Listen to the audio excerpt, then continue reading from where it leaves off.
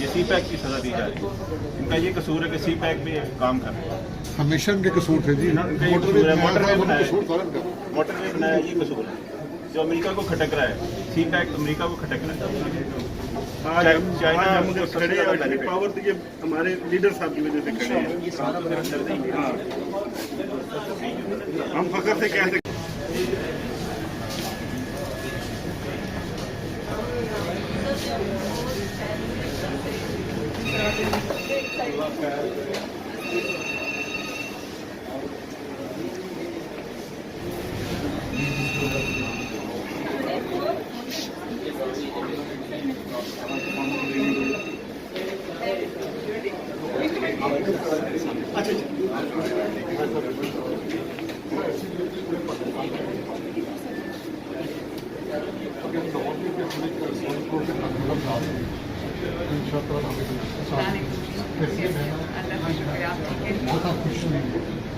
पहली मरतबा जब वारदात आई थी जब नवाज साहब वहाँ से थे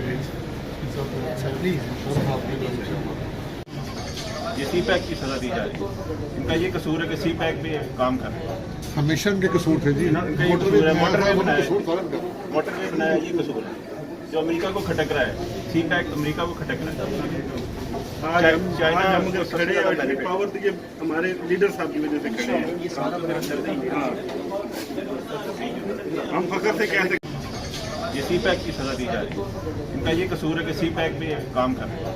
हमेशा इनके कसूर थे जी। इनका ये कसूर है, मोटरवे बनाया ये कसूर है जो अमेरिका को खटक रहा है।